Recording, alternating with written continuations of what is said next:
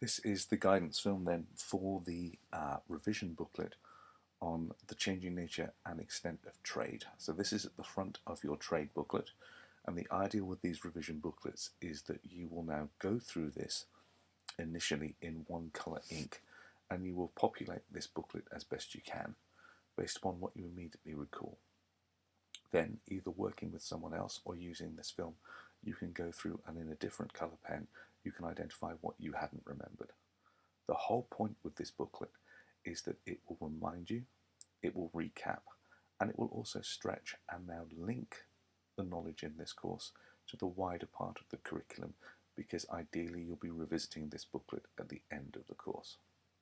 Can I remind you that trade is the first unit we studied, and like all the units we've studied, we've broken it down into the thirds. Alright, so please be aware of those key dates and those transitions. We move from mercantile, blurring into free trade, blurring into protectionism, but at the top of this booklet, the key date of 1875, the date when Britain mind shifts from a free trade supreme nation to one with one eye on protectionism and having her supremacy challenged. So if we start with the key questions, how important was government policy in shaping changes to patterns of trade in the years 1763 to 1914? Firstly, a couple of notes on this one. We are aware of British policy in the 13 colonies ending salutary neglect. The consequences that this happens. The work of Adam Smith is nothing to do with the government, but obviously it has a huge impact on America. After the loss of America, Britain opens up trade to the United States in an attempt to break the Franco-American alliance, and in doing so, trade booms, opens Britain's eyes to the advantages of free trade. Free trade is piloted in Ireland, where it proves to be successful in the short term, but in the long term, that kind of laissez-faire approach to free trade backfires on Ireland with all the problems she has with the famine later. Britain then moves away from slavery and the first British mercantile empire based upon the Atlantic and the Caribbean to embrace free trade, eventually with the abolition of the Navigation Acts, which were the foundation of Britain's mercantile system. So the most important thing was the last thing to go. And then Britain enters a period of free trade and imposes that upon the world. Moving then towards more protectionism from 1875 onwards, but not really stepping up protectionism until the start of the 20th century. Second question, what was the significance of the evolution of Britain's network of ports, entrepôts and trade routes over the years 1763 to 1914? Well, again, a complex topic. Britain's ports, while the first British Empire was focused on the Atlantic, but at the same time, footholds were being made in India. Entrepôts, the models taken from the Dutch, most notably exercised at Singapore in 1819, and then of course trade routes as Britain moves her focus from the west to the east, the opening of the Suez Canal, the trade with China. Over the course of the period, you will study Britain's economic policy, and it will change from one centred on mercantilism, closely associated with the First British Empire, to a gradual transition towards free trade, associated with the impact of the Industrial Revolution on Britain and the consequences it has for Britain's military power, best reflected in its victories at Trafalgar 1805 and Waterloo in 1815. All of these things are interlinked. It must be remembered, however, that a safe place to start your understanding of Britain's economic policy is that the purpose of it was to make money. The ends would justify the means. Profit was always the motive. The means would be the process, be it mercantilism, free trade, or protectionism. If this meant fighting for the 13 colonies, so be it. If it lost its cost effectiveness, walk away, as the British did. If this meant embracing free trade, so be it. A successful economy generates business, which in turn generates tax, Tax can be used to fund the Royal Navy, which in turn defends the Empire. Conversely, Britain's ability to adapt its trade policy would be controlled by the very vested interests likely to change it, notably the ruling conservative landowning aristocracy. We start this course with power being effectively contained within land ownership. But of course, the Industrial Revolution transfers that power and wealth away from the landowning aristocracy, which doesn't prove to be half as effective as generating money as the entrepreneurs who own factories. Now, of course, those entrepreneurial middle classes, paying all their taxes, will want representation in Parliament, and consequently, the power will shift from the landed conservative aristocracy to the more entrepreneurial middle class. But this will take time, and the landed aristocracy, the ruling conservative upper classes, will concede power just in time at different stages through the course to keep the middle classes content. 1815 and 1805 represent the evolution of Britain's position in the world from one of superiority, as established in the 7 Years' War, to one of supremacy. This would be a position Britain would hold both economically and militarily through to 1914. However, Britain's position as the world's first industrialised nation would not go unchallenged indefinitely. From the 1860s onwards, but we've pinned it on 1875, Britain's economic and military position was going to be challenged, and with it, eventually, the Pax Britannica. So our key dates: the end of salutary neglect in the American colonies, national debt and the need to pay it off, various taxes brought in to make the American colonies pay for themselves, but of course undue and unnecessary and unrepresentative interference from the British government if you were an American. Remember, at this point, the British process towards the American colonies is conciliatory. When the British bring in the taxes, the Americans don't like it. It is the British that back down. But throughout the process, they never surrender their right to impose it. They attempt different strategies, short and sharp, broader and less threatening. It will eventually lead to the American War of Independence. Will make Britain reflect about her mercantile role. The experiment in 1790 given to Ireland, a first foray into free trade. 1805, victory at Trafalgar. Up until this point, Britain has been closed to Europe economically, and consequently the British have started opening markets all around the world. Victory at Trafalgar ensures that that trade can now boom, whilst the war with Napoleon will still continue for another 5 years. 1806, slavery abolished. Now remember, several reasons for that. The moral argument, William Wilberforce, who we will come again to when we look at the India booklet. The rise of Christianity in Britain, a great awakening, which will in turn drive Wilberforce and the Clapham House sect, but also bring, as Niall Ferguson says, a moral dimension to British foreign policy. Then there is also the relative economic decline of Britain's slave colonies. They were too small, whereas bigger slave colonies are opening up in places like Brazil. Then you have the strategic dimension. Liberating British slaves will incite French slaves to rebel like they did in Haiti.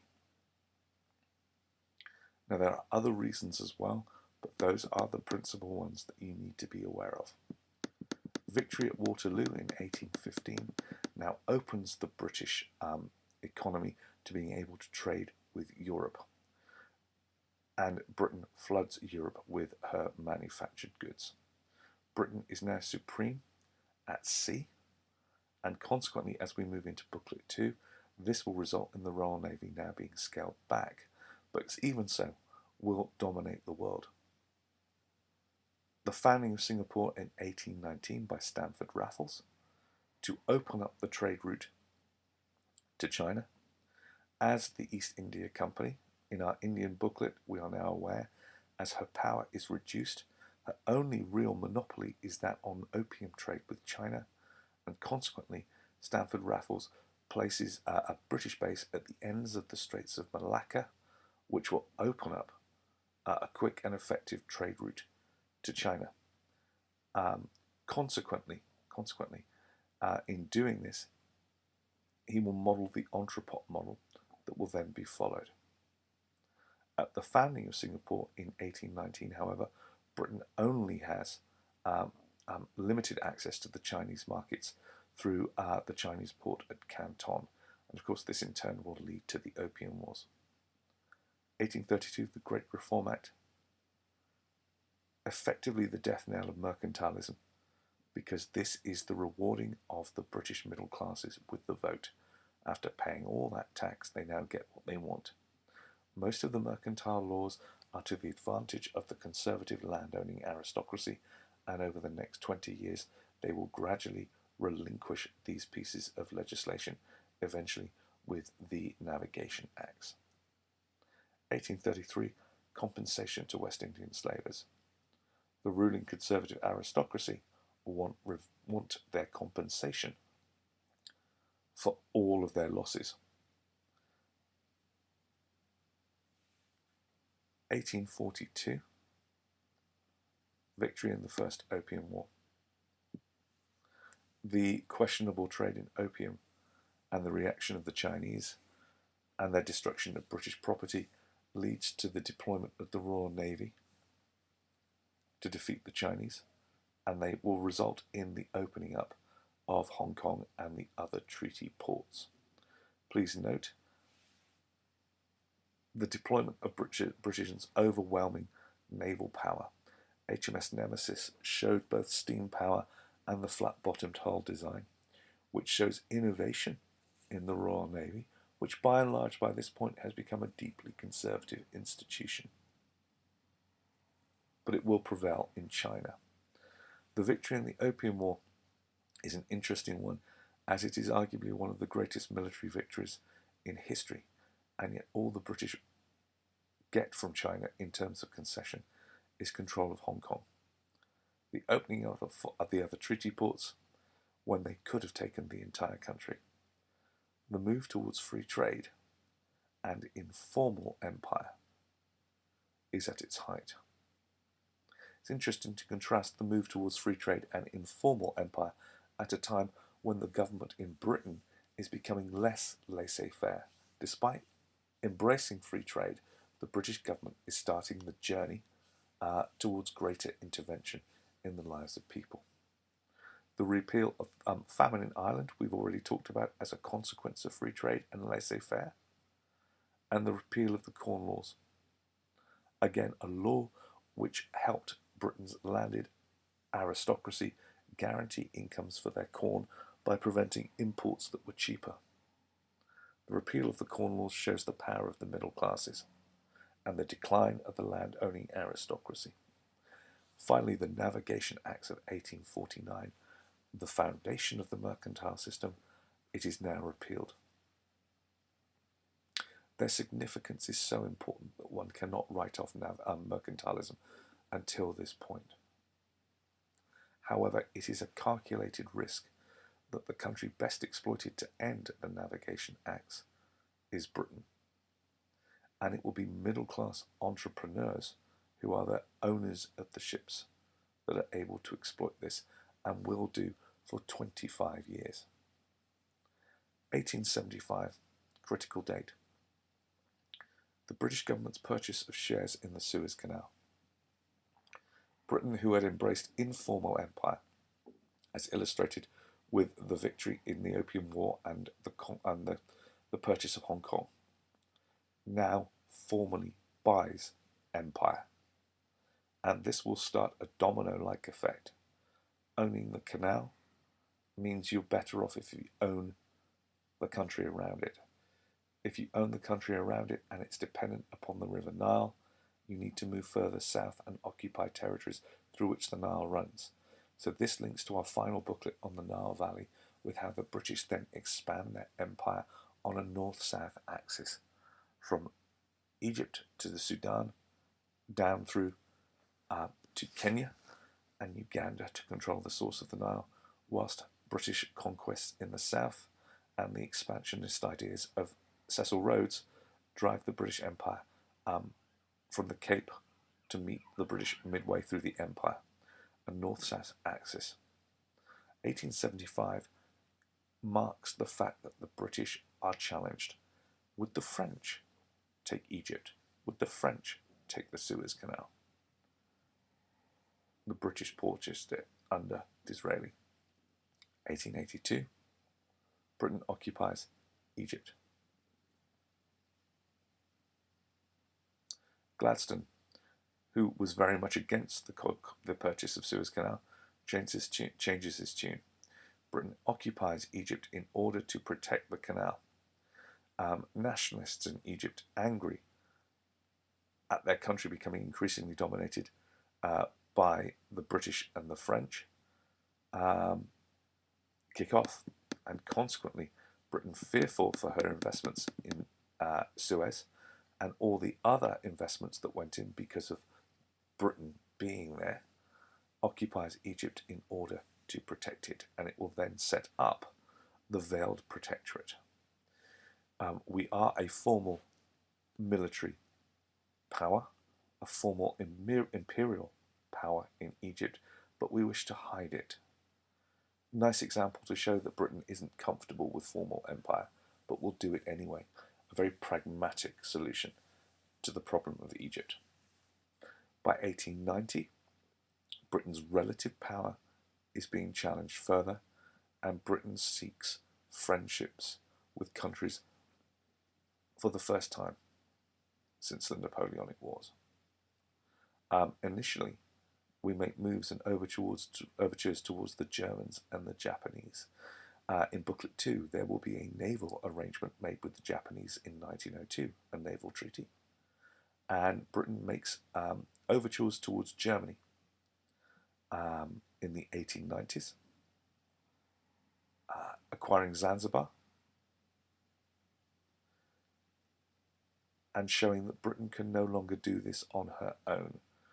Britain is now shoring up her position in the world, because there is now the possibility, as we move towards the 20th century, that Britain's position, Britain's hegemony and supremacy will be challenged, as we know is the case in World War I.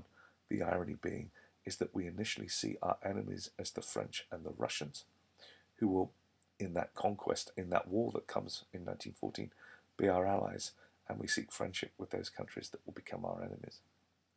And in 1898, fearful of Russian expansionism, driven eastwards throughout the 19th century, blocked in the Crimean War, blocked by the acquisition of Cyprus, blocked by the British in India, Russia continues to expand eastwards and starts to potentially threaten Britain's position in China, which has been dominant since the Opium War in 1842. The British leased Vei in order to keep an eye on Russian naval power in Port Arthur. So again, as you go through that timeline, you should be able to see the different stages. Britain superior from the start of the course. To around here, we move to supremacy. Naval supremacy at Trafalgar and victory at Waterloo. A mercantile system in decline all the way through that first phase of superiority. Supremacy leads to the embracing of free trade and the further decline of mercantilism up to 1849.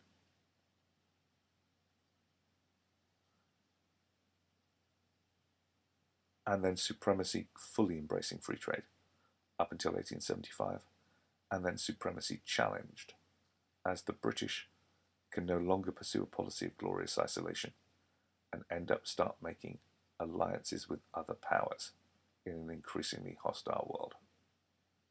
Britain's economic situation then at the end of the 7 Years' War.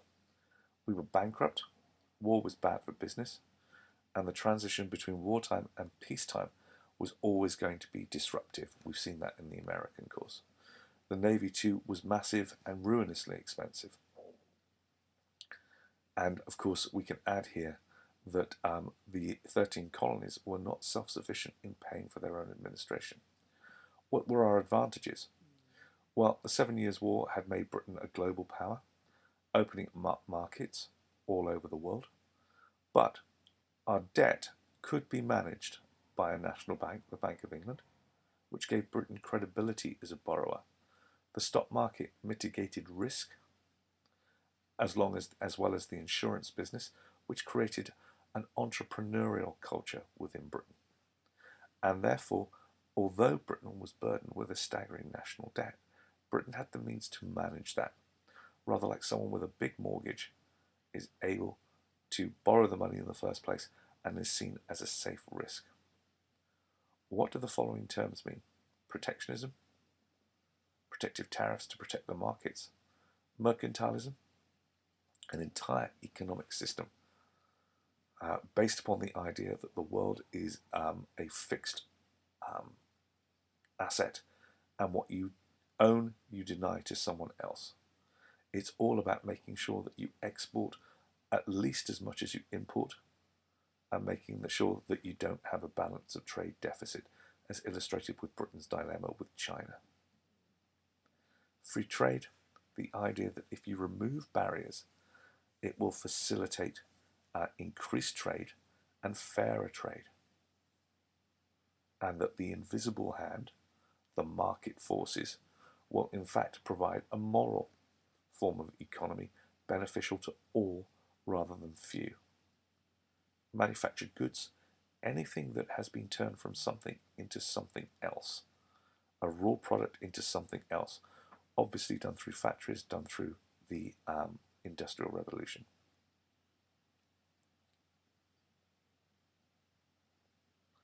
Then we have two case studies on how mercantilism and free trade would work. The 13 colonies had been set up on a mercantile system, but Britain interfering in that would start bringing about hostility because the Americans, in salutary neglect, had embraced free trade. Ireland, on the other hand, had been affected by Britain and her mercantile system and had been massively disadvantaged. Practicing free trade there proved that it could work to everyone's benefit. By attempting to enforce greater mercantile control initially over these two areas, in defiance of the emergence and perceived benefits of free trade, the ending of the previous laissez-faire approach of salutary neglect, the American colonies would slide from protest to rebellion and then revolution around the populist notion of no taxation without representation. However, as the Industrial Revolution transformed Britain, manufacturing free trade became more advantageous.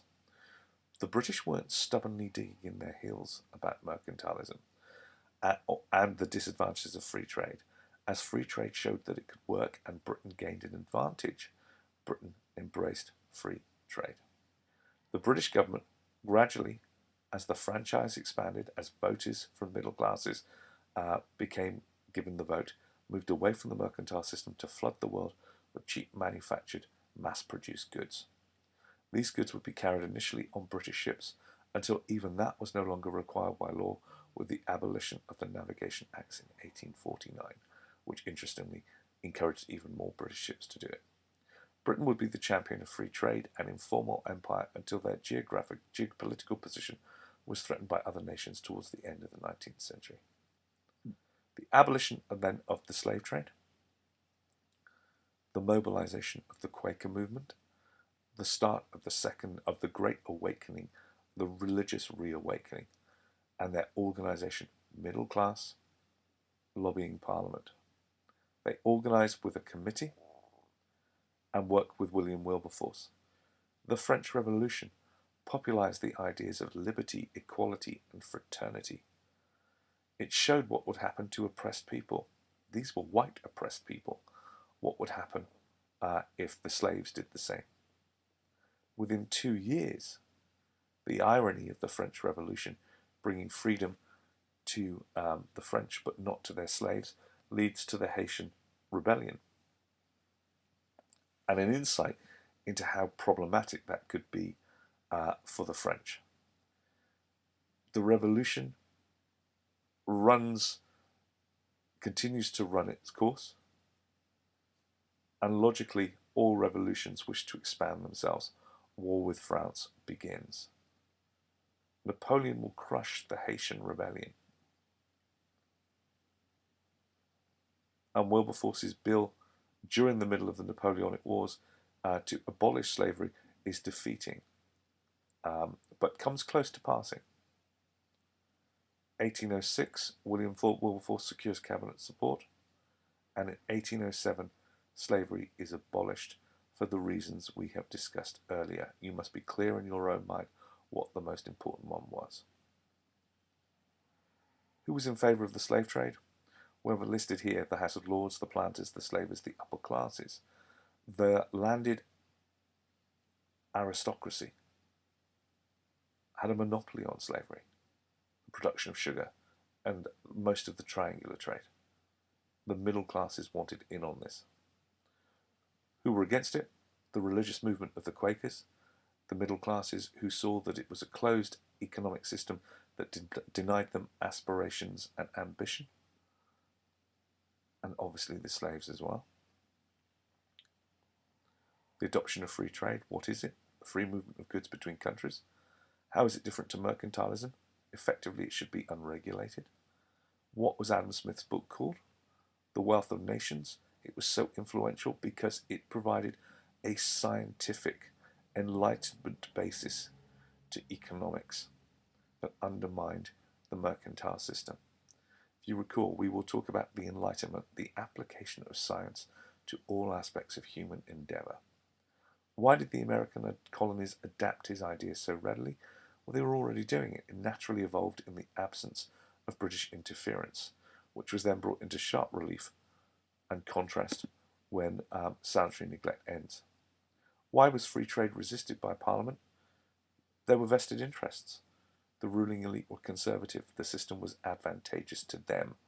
It was only when they realised that its benefits were not outweighed by the middle classes possibly having a revolution against them, as it happened in France, did they start to see the benefits of conceding to the middle classes. However, the Industrial Revolution was making a lot of people very rich very quickly. These emerging middle-class merchants demanded a greater say in the running of the country and resented the power held by the House of Lords and its landowning elite that held a veto on British government policy. I guess it's possible that the American cry of no taxation without representation could have been repeated by the British middle classes, who were saying they would, there should be no taxation on them without representation, or later on, if we want more representation compared to the amount of tax that we're paying. The 1832 Representation of the People Act gave the middle class men the vote. Why is it so significant in changing economic policies? Because their ideas were very different to those of the upper classes. They weren't wealthy through land, they were wealthy through trade and entrepreneurship. They wanted laws that were advantageous to them and the bigger slice of the population that identified as middle classes, hence the abolition of the sugar taxes and of the corn laws, which would make their food cheaper. Arguably, the foundations of mercantilism were the Navigation Acts dating back to the 17th century. Colonies had been acquired abroad in order to exploit the natural resources of the colony, but also create a market exclusively for British goods. The goods from these colonies could only be shipped in British flagships and only allowed to dock in British ports. This policy clearly favoured Britain as the mother country, especially after the Industrial Revolution massively improved Britain's manufacturing base and sucked imported raw materials into the country. It also started to clearly limit how much economic and therefore social development could be undertaken in the colonies before it started to compete with Britain, which would also contribute to the difficulties Britain started to experience with America as the latter clearly found herself in a subordinate position, yet was economically and politically maturing, as we will look at in Booklet 3, and consequently demanding recognition of their liberty. During the period of salutary neglect, a laissez-faire British government had inadvertently contributed to the development of free trade, or as we called it, smuggling. What were the Navigation Acts? They were laws that enforced the trade of goods in British-only ships. The Navigation Acts, like almost all of the mercantile laws, had never been rigorously enforced on the American colonies. Distance and the ongoing wars with the French clearly made this impossible. With the end of the war, however, and burdened with a massive national debt, the British ended their long-standing policy of salutary neglect and enforced laws consequently challenging the perceived rights and freedoms of liberty of the 13 colonies, which you will study in the American booklet. And then we have a list of the way in which some of these laws were brought in, ending salutary neglect. The law on the left, the definition in the middle, and the consequence there on the right. The most famous one there being the Stamp Act of 1765. Whilst this was going on, however, the Navigation Acts and mercantile laws were, however, very effectively enforced in Britain and Ireland. With the loss of the 13 colonies and the granting of free trade to Ireland in 1779, there was proof that free trade worked. Trade with the 13 colonies doubled, whilst as an economic tool, free trade helped keep the peace in Ireland. It led to people thinking that they weren't being exploited, which is what the Americans thought, the Irish would think, and then the middle classes in Britain would think. The Tories, the ruling elite, made limited moves towards liberalising trade, but were ultimately hindered by their own members' self-interests. Only with the election of the Whigs, the forerunner of the Liberal Party, in 1830 campaigning for parliamentary reform, did real progress happen. The passing of the Great Reform Act in 1832 led to an increased number of middle-class voters who voted for further reforms of the economy. It also showed awareness, largely missing during the American War of Independence, to the needs of a maturing middle class claiming their inherent rights to liberty. Consequently, the two key economic reforms that took place, the Corn Laws, the Sugar Duties, and the Navigation Acts. Again, here we have this recurring theme of maturity. Right? The British government is changing and becoming more aware of the world around it. Politically immature, as we will see when we deal with America, and immature in its regard to its aspirational middle classes back home.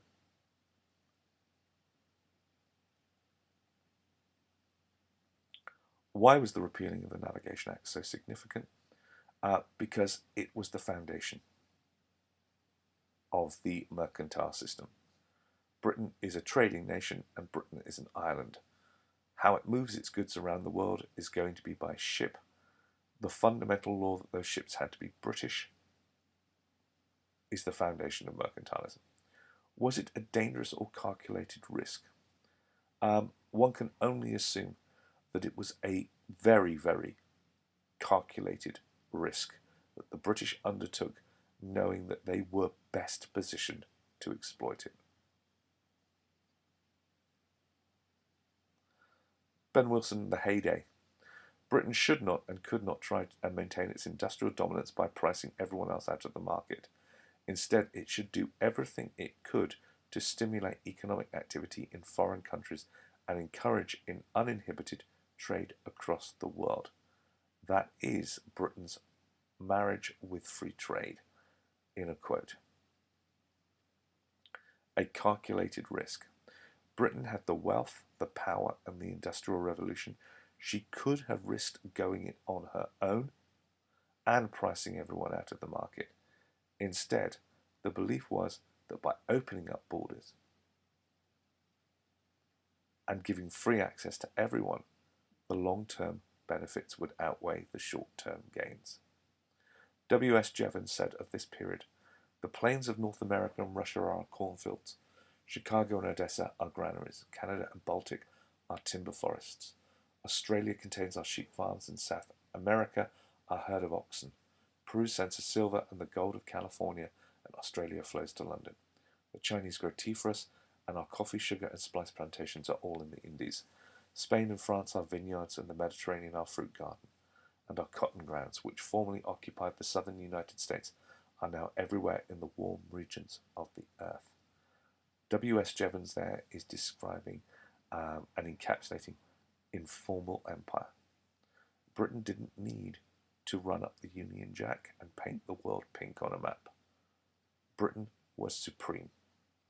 Britain owned everything indirectly. Back to Ben Wilson.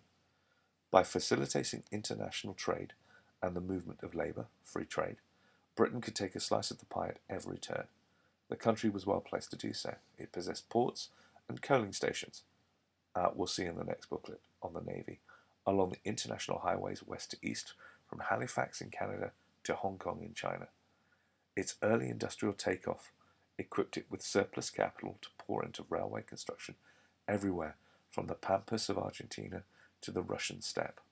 In turn, it supplied these ventures with high-tech equipment such as power tools, telegraphs, and engines. These railway and telegraphs meant that more foodstuffs and raw materials could reach the global market. The British merchant marine was ideally suited to carry the produce of the world and warehouse it, duty-free, in the ports of the empire. As capital from Europe funneled out of London, goods from the Americas, Africa, and Asia flowed into Liverpool to be distributed to the markets of the continent. Pragmatically, because the ends justify the means, Britain moved from mercantilism to an even more efficient and scientifically proven method, by the work of Adam Smith, of free trade. We would marry these ideas to Britain for 25 years until other countries became well placed to compete, at which point Britain started to drift away from pure free trade to protectionism. Ultimately, however, Britain's position as a global economic hegemon was temporary. Her position as the world's first industrialized nation would only buy an advantage as long as her more populous and naturally resourced rivals lagged behind. Paul Kennedy, The Rise and Fall of the Great Powers. The shifting balance of world forces was eroding Britain's supremacy in two ominous ways. The spread of industrialization and changes in military and naval weights which followed weakened relative position of the British Empire more than that of any other country, because it was the established great power, with less to gain than lose from fundamental alterations in the status quo, when other countries followed Britain's lead in industrializing. Ultimately, they would have more land and more people to exploit it.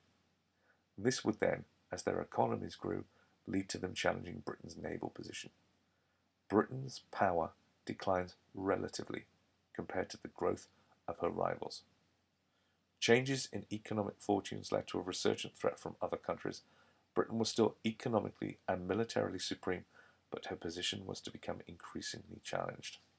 This is a picture here that you will be familiar with from the Naval booklet. It shows Britain dominant over the dead body of Egypt, which represents that country, and also wider representing Africa. But Britain has rivals. The Russians, the Germans, and the Americans.